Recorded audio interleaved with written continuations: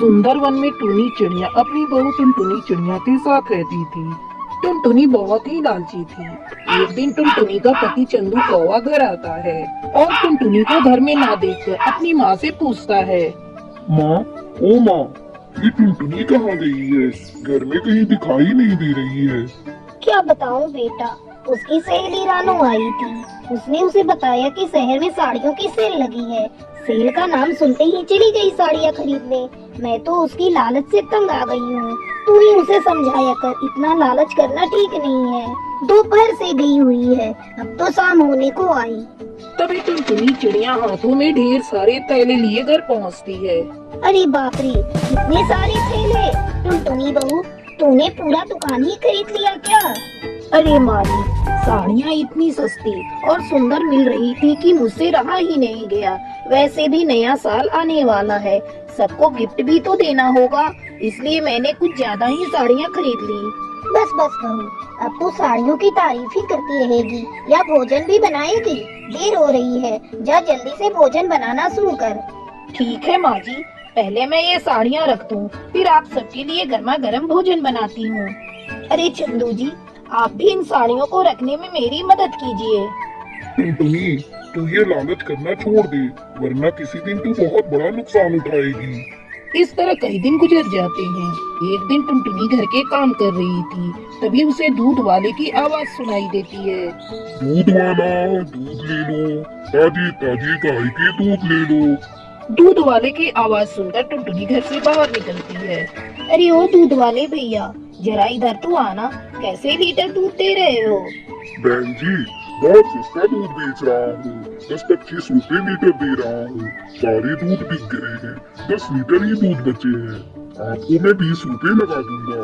टुनटुनी अपनी सास के पास जाती है। अरे ओ माँ जी, जल्दी से मुझे 200 रुपए दीजिए, बहुत ही सस्ते में दूध मिल रहा है। बस 10 लीटर दूध ही बचा हुआ है उसके पास, और मुझे 20 रुपए लीटर दे रहा है। आज पूरे परिवार के लिए खीर बनाऊंगी।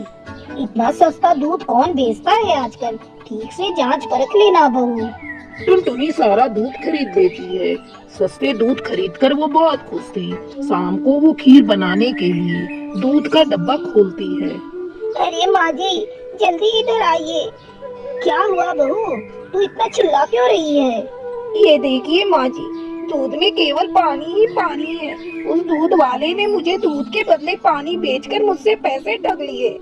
मैंने तो तुझसे कितनी बार कहा है बहू कि तू सस्ते के चक्कर में मत पड़ा कर, लेकिन तू मेरी सुनती कहाँ है। तू अपनी लालच के कारण हमें बर्बाद कर देगी। माँ जी, आप मुझ पर इतना गुस्सा क्यों कर रही हैं? इसमें मेरी क्या गलती है? उस दूध वाले ने तो मुझे अच्छा दूध दिखाया था, मुझे क्या पता था वो मुझे दूध नहीं पानी बेच रहा है। अब भी वक्त है बहू, तू अपनी लालच की आदत छोड़ दे, वरना तू इसी तरह पछताती रहेगी। आप ठीक कह रही हैं माँ जी, मैं अपनी लालच के कारण बहुत सारे पैसे बर्बाद कर चुकी हूँ। अब से मैं लालच नहीं करूँगी। इस तरह टुनटुनी अपनी लालच की आदत छोड़ देती है और खुशी खुशी अपने परिवार के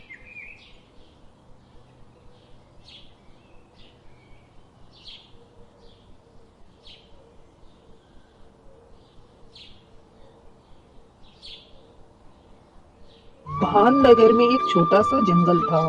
उस जंगल में टूनी चिड़िया अपने माता पिता के साथ रहती थी।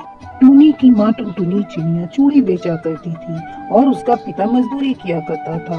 एक दिन टूनी की मौसी उसके घर आती है। अरे ओ टुनटुनी दीदी, आपने टूनी के लिए अच्छा रिश्ता बताने को बोला था ना। एक बहुत अच्छा रिश्ता मिला है, तुम चाहो तो टूनी की शादी कर दो। बहुत बड़ा घराना है, उनके पास बहुत धन दौलत है, अपनी टूनी रानी बनकर रहेगी। लेकिन चंदा, उनका काम क्या है? काम की तो मत पूछो दीदी, उनके एक काम हो तो बताओ, सैकड़ों काम है। तुम ज्यादा मत सोचो, बस टूनी की शादी की तैयारी शुरू कर दो। अपनी टूनी के तो भाग खुल गए, जो इतने बड़े रईसों के घर जा रही है। जल्दी ही टूनी और रोमी कौवे की शादी हो जाती है। शादी के अगले दिन टूनी की सास गौरी कौवी उसे आवाज लगाती है। अरे ओ महारानी, कितनी देर तक सोती रहेगी? सवेरा हो गया, जल्दी से उठकर चाय नाश्ता बना कर ला। माँ जी, मैं अभी बना कर लाती हूँ। तू कान खोलकर सुन ले, इस घर में तेरी हैसियत एक नौकरानी की है। सुबह उठकर अपने काम पर लग जाया कर। माँ जी, कल रात से रोमी जी घर नहीं आए हैं। कहाँ है? दिखाई नहीं दे रहे हैं। तुझे उससे क्या मतलब? मेरा बेटा मॉडर्न है, मना रहा होगा कहीं अपने दोस्तों के साथ पार्टी। तुझे उसकी चिंता करने की कोई जरूरत नहीं। जब उसकी मर्जी होगी वो घर आ जाएगा। उसकी चिंता करने के लिए मैं अभी जिंदा हूँ। माँ जी, आप ये कैसी बातें कर रही हैं? मैं उनकी पत्नी हूँ, उनकी चिंता मुझे होगी ना। मैंने तुझसे चाय नाश्ता बनाने को बोला था। जा जल्दी से बना कर ला। कल ही तो इस घर में आई हूँ, अभी से हुक्म चलाना शुरू कर दिया। दुखी मन से टूनी रसोई में चाय बनाने चली जाती है। रात को रोमी शराब के नशे में दूत घर लौटता है। ये क्या रोमी जी, आपने शराब पी रखी है? आपके मुंह से बदबू आ रही है। माँ, ये किस गवार से आपने मेरी शादी करा दी? क्यों रे करमजली, तू मेरे बेटे से इस तरह से बात करेगी? तुझे कितनी बार बताना पड़ेगा कि तू इस घर में एक नौकरानी से बढ़कर कुछ भी नहीं। चल हट यहाँ से। मैं अपने बेटे को उसके कमरे में ले जाती हूँ। हे भगवान, ये सब मैं क्या देख रही हूँ? इतने बड़े रईस खानदान में मेरी शादी हुई है, ये सोचकर मैं हंसूं या अपने शराबी पति को देखकर रोऊं? ऐसे घर में मैं एक पल भी नहीं रह सकती। कल ही मैं अपने माँ पिताजी के पास चली जाऊंगी। अगले दिन ही टूनी अपने मायके लौट आती है और सारी बात अपने माता पिता को बताती है। उसकी बातें सुनकर टूनी की माँ उससे कहती है, बिटिया, अब तेरी शादी हो चुकी है, जैसा भी है अब वो तेरा ससुराल है। तेरे पिताजी कल तुझे लेकर तेरे ससुराल जाएंगे और तेरी इस गलती की माफी मांग लेंगे। ये तुम कैसी बातें कर रही हो माँ? मैं तुम्हारी बेटी हूँ, तुम कुछ भी कर लो, मैं अपने ससुराल नहीं जाने वाली। मैं आप पर बोझ नहीं बनूंगी माँ, आपकी तरह चूड़ी बेचकर अपना गुजारा करूंगी। टूनी बाजार में चूड़ी ले जाकर बेचने लगती है। चूड़ियाँ ले लो, चूड़ियाँ, रंग बिरंगी चूड़ियाँ। टूनी को बाजार में चूड़ियां बेचते देखकर उसकी पड़ोसन रानू तोती उससे कहती है, तेरे साथ बहुत बुरा हुआ टूनी। तेरी माँ ने जल्दीबाजी में तेरी शादी कर दी। उन्हें उस घर के बारे में पता करना चाहिए था। तूने बहुत अच्छा किया जो अपने मायके चली आई। हाँ काकी, उस घर में घुट-घुट कर मरने से अच्छा था कि मैं अपनी जिंदगी अपने तरीके से जीऊं।